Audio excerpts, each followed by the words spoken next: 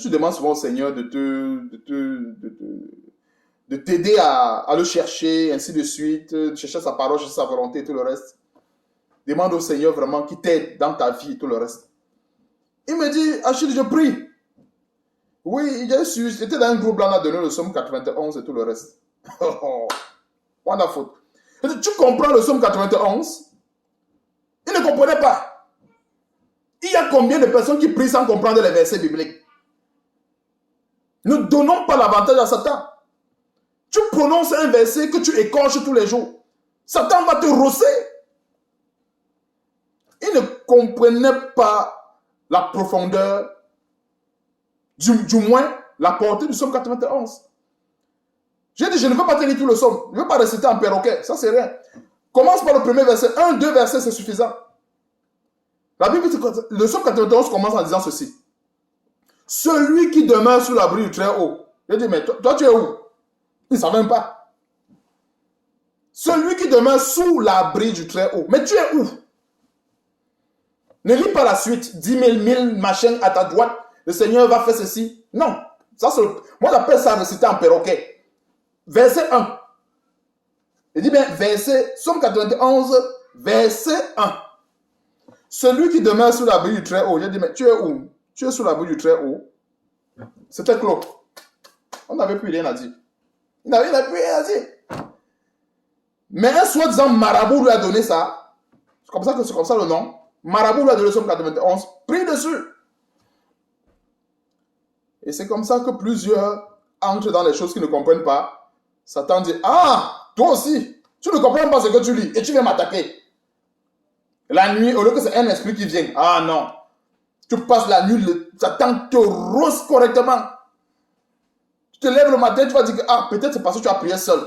Je vais prier avec 15 personnes, 20 personnes. Oubliant que Amos chapitre 3 dit que, Amos chapitre 3 verset 3 dit que 2 personnes ne mangent pas ensemble s'ils ne sont pas convenus. Tu pries avec les 3, 4, 14, 15 personnes.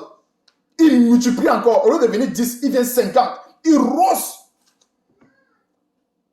Tu vois? C'est ça. Les préalables ne doivent pas respecter cela. 1 Timothée chapitre 2 verset 8.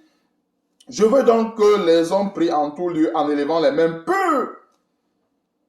Combien de chrétiens se préoccupent d'avoir les mêmes peu? Combien de chrétiens? Ce n'est pas le sens propre, c'est le sens figuré. Quand on parle des mêmes peu, ça veut dire avoir une vie sans péché. Avoir une vie sans péché ne veut pas dire ne plus pécher. Je précise encore. Avoir une vie sans péché ne veut pas dire ne plus pécher. Mais si tu as péché, demande pardon à Dieu. Demande à Dieu de te laver de tes péchés, tes iniquités, avant d'entrer chez lui. Tu n'entres pas avec la poubelle de péché. Tu dis que tu viens prier. Tu vas donner l'avantage à l'ennemi. Après, Satan va dire, ah, tu as dit dans ta parole que 1 Timothée, c'est Satan qui va citer ce verset. Il dit, mais c'est Satan qui va citer ce verset devant le Seigneur pour cribler l'âme de la personne qui ne respecte pas cela. Satan va citer ça. Et Dieu qui est bon, Dieu qui est amour, va bien autoriser à Satan de rosser ce genre de chrétiens pour qu'ils comprennent. 1 Timothée chapitre 2 verset 8. Je veux donc que les hommes prient en tout lieu en élevant les mains pures. C'est écrit dans la Bible, ce n'est pas pour décorer. Sans colère ni mauvaise pensée. Ce n'est pas une décoration. Quand je vais prier, est-ce que je suis digne de rentrer chez le roi des rois? Mes mains sont comment? Mes pensées, est-ce que je suis correct? Voilà un examen préalable qu'il faut faire. Ce n'est pas quelqu'un ce n'est pas un pasteur qui va te le dire. Ce n'est pas un frère qui va te le dire. Ce n'est pas un frère qui va te dire, voilà, examine tes pensées. Ce n'est pas un frère ou une personne qui va dire, voilà.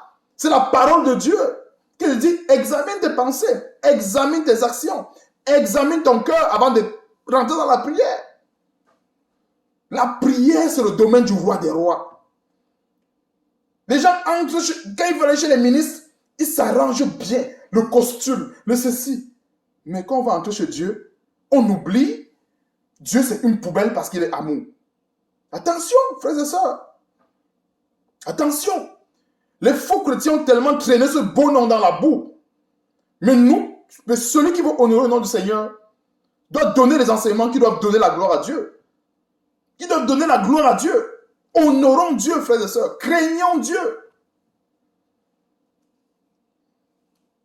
Ne brandissons pas de versets Dieu est amour pour venir devant sa face avec la colère, les mauvaises pensées, pensant qu'on va avoir des ossements. 2 Timothée chapitre 2, verset 19. C'est encore le même verset. 2 Timothée chapitre 2, verset 19.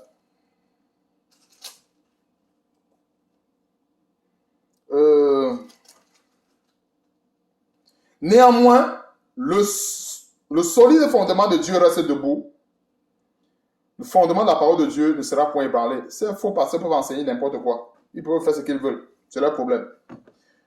Néanmoins, le solide fondement de Dieu reste debout, malgré des chrétiens, des soi-disant pasteurs qui ne font qu'écorcher la parole de Dieu. Ils ne vont pas changer cela. Ce verset ne va pas changer de forme parce qu'ils passent le temps à donner un autre évangile que ce que Jésus-Christ lui-même nous a enseigné.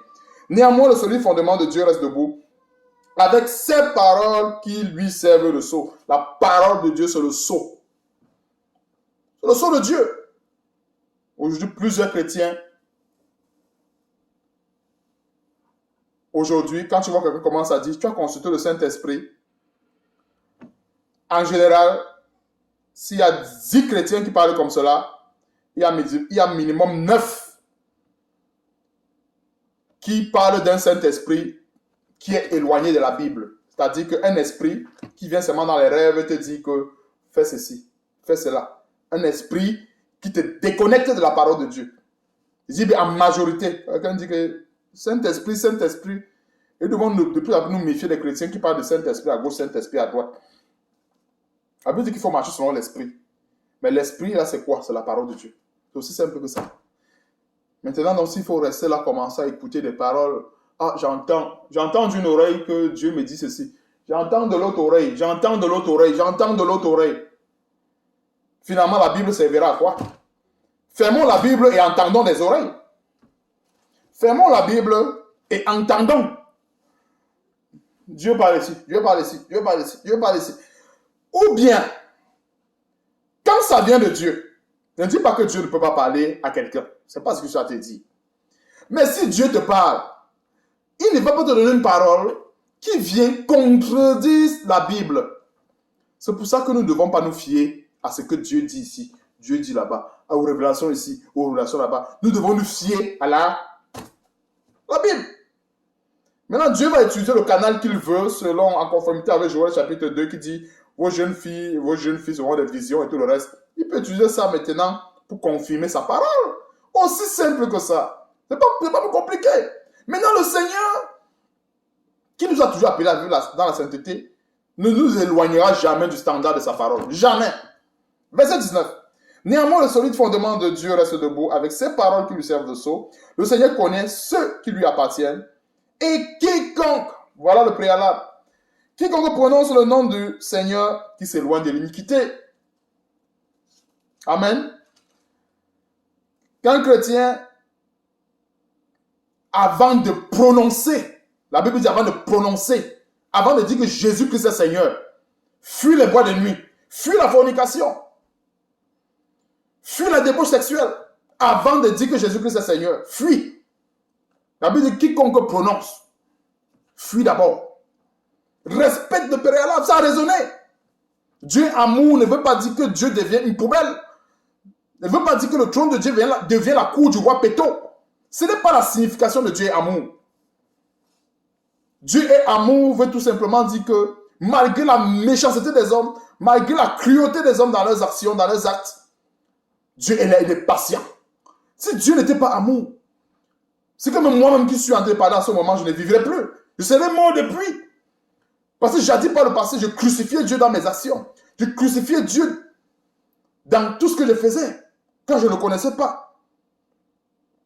Mais maintenant donc, que nous avons été connus de Dieu, est-ce que nous devons retourner encore à ces fables? Non. Apprenons à mener cette vie-là qui plaît au Seigneur. Donnons la permission à Dieu d'agir dans nos vies. Plusieurs chrétiens se plaignent. Ah, je ne comprends plus. Le ciel me tombe sur la tête. Mais le ciel te tombe sur la tête. Est-ce que tu as donné la permission à Dieu d'agir dans ta vie?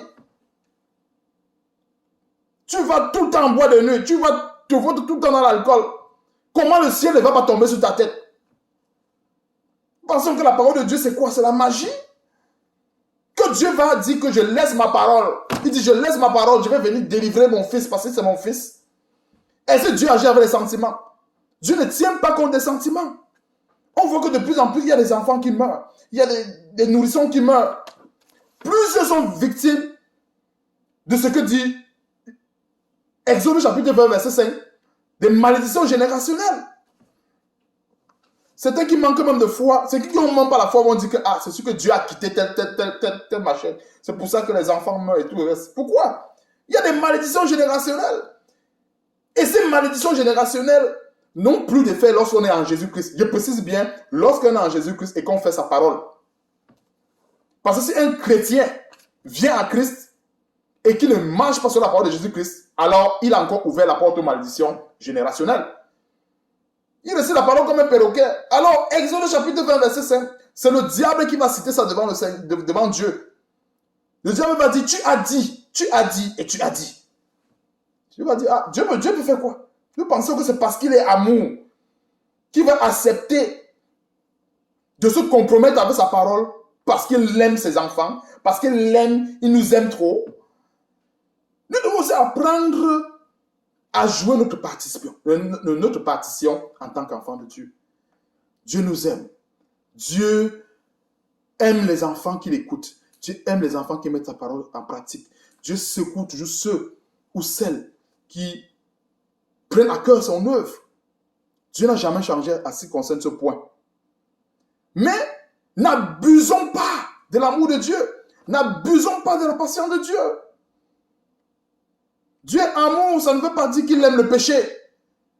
Dieu est amour, ça veut tout simplement dire que malgré que tu pêches, malgré que tu fais ceci, le Seigneur Jésus-Christ n'est pas encore revenu. Parce que s'il revient, c'est fini. C'est fini, il n'y aura plus rien à faire.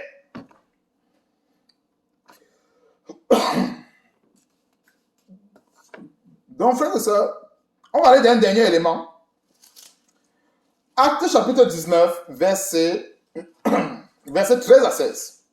Excusez-moi, frères et sœurs. Actes chapitre 19, verset 13 à 16. Nous sommes tous sur les préalables. Le côté exaucement, ça va venir plus tard, plaise à Dieu, si Dieu le veut. Pour l'instant, on reste dans les préalables. Actes chapitre 19, verset 13 à 16. Quelques exorcistes ambulants essayaient d'invoquer sur eux, sur ceux, autant pour moi, quelques exorcistes ambulants essayaient autant pour moi, d'invoquer sur ceux qui avaient des esprits malins, le nom du Seigneur Jésus, en disant, je vous en conjure par Jésus que Paul prêche. Ceux qui faisaient cela étaient 7 fils de Séva, juifs, l'un des principaux sacrificateurs. L'esprit malin leur répondit, je connais Jésus et je sais qui est Paul, mais vous, qui êtes-vous? Verset 16. Et l'homme dans lequel était l'esprit malin s'élança sur eux, se rendit maître de tous les deux, et les maltraita de telle sorte qu'ils s'enfuient de cette maison, nus et blessés. Cela fut connu de tous les Juifs, et de tout... Bon, arrêtons au verset 16. Et l'homme dans lequel était l'esprit malin s'élança sur ceux... et l'homme, autant pour moi, verset 16, s'il vous plaît, dans lequel était l'esprit malin, s'élança sur eux, se rendit maître de tous les deux, et les maltraita de telle sorte qu'ils s'enfuient de cette maison, nus et blessés. Pensons que c'est un exemple, pensons que c'est dans la Bible comme cela. Ce n'est pas pour nous instruire. Il n'y a pas de chrétiens, certainement, qui n'ont pas vécu ça. Certainement, il y a plusieurs chrétiens qui ont vécu ça. Ils n'ont même pas su que c'était cette parole qui s'appliquait. Ils n'ont même pas su. Quand on parle des exorcistes juifs ambulants, ça représente quoi aujourd'hui? Est-ce qu'on ne peut pas être un exorciste? Un chrétien qui ne marche plus selon la parole de Dieu, est-ce qu'il est différent d'un exorciste? Je vais donner un exemple assez précis pour qu'on comprenne ça en profondeur. Tu vois un chrétien, pour lui, quand il entend prière, il pense seulement que c'est prière égale exaucement. Prière égale forcer la main de Dieu, Dieu va faire. Pour lui, Voilà très souvent ce qu'il y a dans l'esprit des chrétiens. Prier pour eux égale exaucement. Prier pour eux égale forcer la main de Dieu, exciter Dieu à faire. C'est-à-dire, on pense que c'est parce qu'on prie, on insiste, on prononce des vaines paroles que Dieu va faire. Non. Donc, les exorcistes ambulants, c'est l'image aussi également des chrétiens, des personnes qui se disent chrétiens, entre guillemets, mais que dans leur marche, ils se comportent comme des marabouts. Dans leur marche, ils se comportent comme ces exorcistes. Donc, comme les fils de Séva, ils ont reçu les enseignements, soi-disant des faux pasteurs, qui disent que quand tu prononces le nom de Jésus-Christ, il y a une séduction. Hein? C'est pour ça qu'il faut faire très attention aux révélations. Nous devons faire attention aux révélations. J'avais suivi une révélation, soi-disant, au passé, où un soi-disant pasteur disait que quand le nom de Jésus-Christ est prononcé, les démons tremblent. Le royaume des ténèbres tremble. Tout le monde tremble. Est-ce que c'est faux? Quand on prononce le nom de Jésus-Christ, le royaume des ténèbres tremble. Ce n'est pas faux. Je vais commencer par là. Ce n'est pas faux que lorsque nous prononçons le nom de Jésus-Christ, le royaume des cieux, le royaume des ténèbres, Satan tremble. Mais, il y a lieu de donner une précision là-dessus. Celui qui prononce le nom du Seigneur Jésus-Christ en esprit et en vérité, en conformité avec 1 Timothée chapitre 2, verset 8, en conformité avec 2 Timothée chapitre 2, verset 19, alors Satan va trembler et son royaume.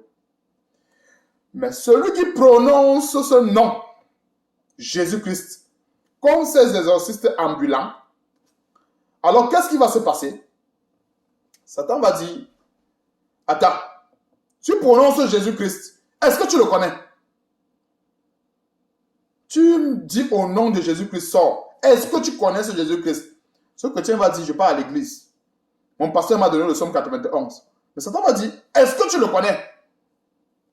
Et à la suite, il s'attend que Satan va le rosser. Parce que pendant que tu pries, tu prononces Jésus-Christ. Satan, je vais donner un petit truc en passant rapidement.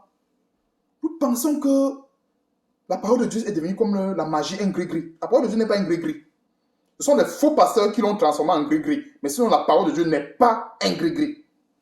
Ne comprenons pas les versets, on prend ça comme des gris-gris. Je disais que Satan regarde la personne.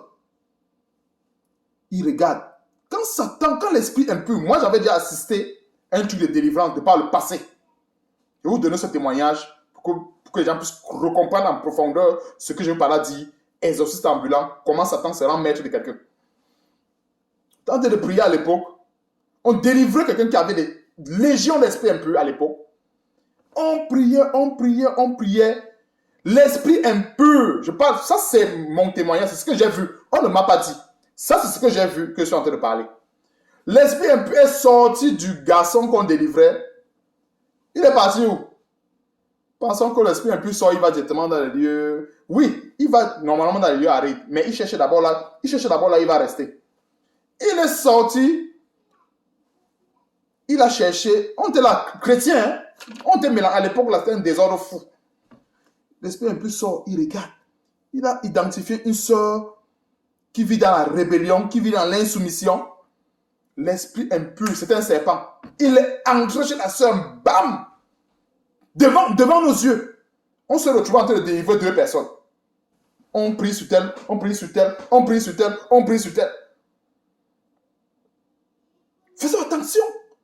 Satan connaît. Il dit que l'esprit impur est sorti de ce garçon. Il dit que, mais, tout le monde peut me chasser sauf toi. Tu me chasses parce que tu as la rébellion, tu as la rancune, tu as les mauvaises pensées, tu as la jalousie, tu as l'impudicité dans ton corps. Tu es qui? Il est sorti et d'une rapidité. Bam, il est entré chez la sœur. On priait sur 2 personnes. On priait sur celui qui avait la légion. On priait sur l'autre. On priait. On savait plus. On dit, mais, par le passé, je n'avais pas compris.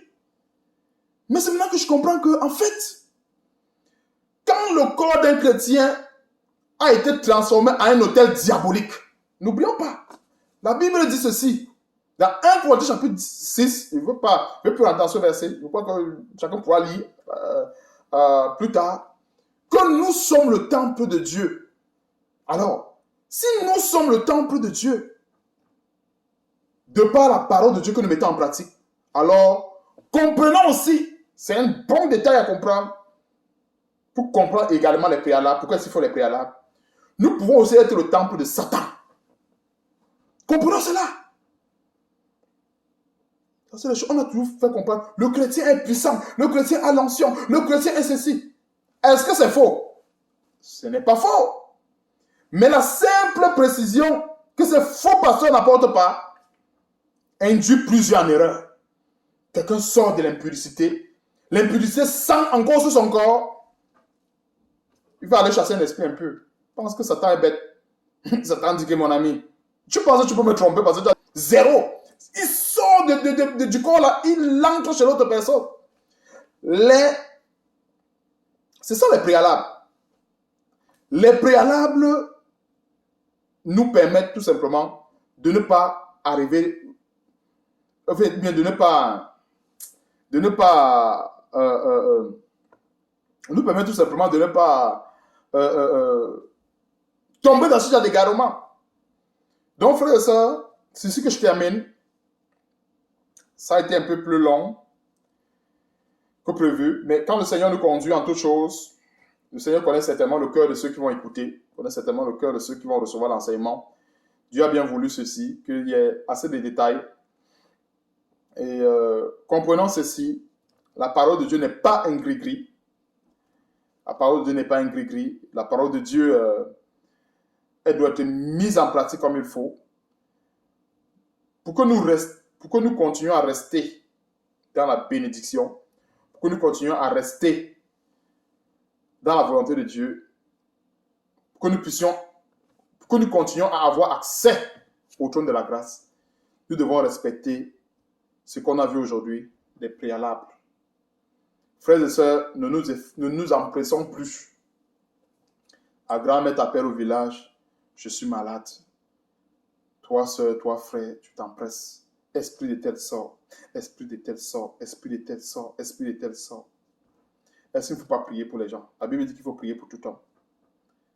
Mais pendant que nous prions, apprenons à associer l'objet de la prière avec ce que le Seigneur nous a enseigné. Recherchons toujours la volonté de Dieu quand nous prions. Ne prions pas parce qu'on est conduit par des émotions, parce qu'on veut faire ceci. Il y a bien des personnes, ils sont champions pour nous calomnier, mais quand il y a quelqu'un qui est malade, ils nous appellent. C'est-à-dire, ils nous prennent comme des marabouts. On t'appelle à ce moment, prie, ma mère est malade, prie. Oh, quand tu enseignes, quand tu envoies les enseignements, la personne ne lit jamais. Elle ne lit jamais. Mais maintenant, donc, quand il y a un cas, c'est toi qu'on appelle. Maintenant, donc, où est la différence entre toi, mon frère, ma soeur et un marabout? On va chez le marabout lorsqu'on a mal. On va chez le marabout lorsqu'on a un problème. Mais maintenant, donc, est-ce qu'on aime le marabout? Personne n'aime le marabout. Plusieurs personnes disent, ah, je n'aime pas les marabouts, hein. Je n'aime pas les marabouts. Moins de tête, et va en cachette chez le marabout. Donc, cet enseignement surtout, est là pour faire de nous de véritables soldats de Christ. Pas des soldats de Satan, des véritables soldats de Christ. Et que notre corps, qui est le temple du Saint-Esprit, soit préservé comme tel. Alors, si la Bible dit que le corps est le temple du Saint-Esprit, alors tournons ce verset. Ça veut dire qu'il peut aussi également être le temple du diable. Et montrer un exemple. Comment est-ce qu'un chrétien qui entretient son corps comme le temple du diable, le démon sort d'un autre corps qui est possédé, il entre dans ce corps-là parce qu'il voit ce qui lui convient. Et l'autre chose aussi, pendant que nous prions, assurons-nous que dans nos vies, il n'y a rien qui nous identifie au diable. Assurons-nous. Une soeur qui prie contre l'esprit de Mami Wata, mais sur sa tête, elle a les cheveux de l'Inde. Or, cette personne de qui elle a acheté la chevelure avait un esprit de Mami Wata. Elle a pris ses cheveux, elle a mis sur sa tête. Mais elle va chez son pasteur soi-disant. Le pasteur programme un jeûne de 100 jours, 150 jours. Et quand l'esprit impur ne part pas, Le pasteur ne lui dit pas enlève ta perruque, enlève tes faux cheveux sur la tête. Le faux pasteur ne va pas lui dire ça. Le faux pasteur va plutôt reprogrammer les autres jours. C'est-à-dire, il va perpétuer la bêtise. Ce que j'appelle la bêtise. Et voilà cette sœur-là qui devient dépendante spirituellement du pasteur. Après le pasteur, quand ça ne va pas aller, il va progresser. Il va progresser. Il va commencer à dire, sœur, tu es tellement possédée, comme certains pasteurs impudiques, entre avec ce qu'on appelle l'onction supérieure. Je ne veux pas entrer dans ce détail parce que vraiment, c'est des choses vraiment qui font tellement mal. Ça, c'est des expériences que j'ai vécues dans ma propre vie spirituelle. Donc, quand je dénonce cela avec la force aujourd'hui, c'est parce que j'ai vécu cela et ça fait mal. Ces soi-disant faux pasteurs, quand ils ont essayé tout, ça n'a pas marché. Au lieu de dire enlève la fausse perruque que tu as sur la tête qui t'amène dans les esprits de Magouata, il va commencer à dire je vais te donner l'onction supérieure, viens me trouver à l'hôtel, on sait ce qui va se passer. Oui, il commence à dire voilà, cet esprit-là est venu se cacher ici, va dans ton corps.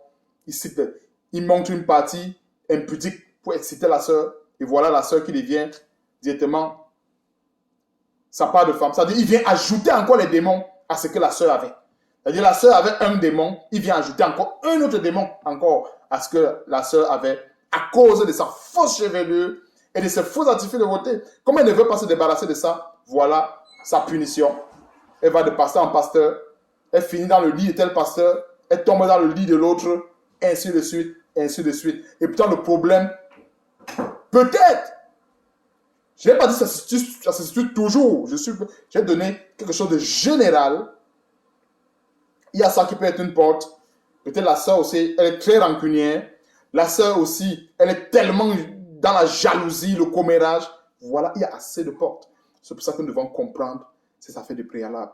Donc, comme je dis, ce détail, certainement, a été donné pour quelqu'un, mais pour une personne quelque part, qui va comprendre cela afin de se tourner vers Dieu. Ce n'est pas pour se tourner vers quelqu'un. Tourne-toi vers Dieu, demande à Dieu de purifier ton cœur, de purifier ta vie, de te montrer des choses. Pourquoi ne demandons pas nous ça à Dieu? Seigneur, montre-moi ce qui m'empêche de te servir efficacement. Montre-moi. Ne rentre pas dans la présence de Dieu avec un gourdin, une machette. C'est quoi? C'est la bagarre? Montre-moi, Seigneur Dieu, ce qui m'empêche de te servir. Montre-moi. Ce n'est pas un ring de boxe. Tu vois cette vidéo, tu vois une femme, elle est comme ça. Elle calcule l'ennemi, elle donne l'hypercute, elle se baisse. C'est quoi? C'est quoi? C'est la parole. Il y a des préalables. Et ces faux pasteurs ont transformé les chrétiens en des boxeurs, eux-mêmes étant des boxeurs et des karatékas. Ça, c'est mieux que qualité de situation. Frères et sœurs, ça fait mal. Ça fait terriblement mal. Comment la parole de Dieu est tellement écornée, tellement écrabouillée. La parole de Dieu est tellement écrabouillée. Et pourtant, Dieu nous a donné des principes assez simples, assez doux, assez clairs. On n'a même pas besoin de prier 5 heures du temps. Chrétien prie, la sueur sort, il presse le vêtement, il enlève son pantalon, il presse. C'est la bagarre. Frères et sœurs, je vais m'arrêter là. Je ne vais pas être plus long que ça. Soyons bénis. Je vais remettre toujours entre les mains du Seigneur et puis plaise à Dieu. On se verra certainement. En fait, si Dieu le veut, autant pour moi, je préfère. Il faut que Dieu nous conduise dans toutes choses. Si Dieu le veut, on se verra si Dieu le veut. Pour un autre enseignement. Soyons bénis. Donc, rendons grâce à Dieu pour cela. Et surtout que le Seigneur nous protège. Prions. Éternel Dieu, nous te bénissons. Te rendons grâce, Seigneur, pour cet enseignement. Seigneur, nous te sommes infiniment reconnaissants, Seigneur Dieu, pour tout ce que tu fais pour nous. Oh Seigneur, je te suis infiniment reconnaissant pour toute la profondeur que tu nous as donnée de comprendre dans ces enseignements. Oh Seigneur, je te prie d'avance, Seigneur, pour les personnes qui vont écouter cela. Que toute personne, Seigneur Dieu, qui écoutera cet enseignement et qui a un esprit impur dans son corps, Seigneur Dieu, que de par cette parole, de par la puissance qui est attachée, Seigneur Dieu, cette personne croit réellement en cela, ou réellement en toi, Seigneur Dieu, qu'elle soit délivrée de ces esprits impurs, qu'elle soit délivrée, oh Seigneur Dieu, de ces esprits de pasteurs qui envoûtent davantage les chrétiens de par le monde. Merci encore, Seigneur, de nous donner la force, de nous donner encore une fois de plus l'occasion de pouvoir enseigner ces choses comme il se doit. et surtout que la gloire et l'honneur te reviennent toujours dans nos vies. Et c'est dans le nom puissant et merveilleux de notre Seigneur Sauveur Jésus-Christ que je t'ai prié. Amen. Bye bye frères et sœurs. Amen.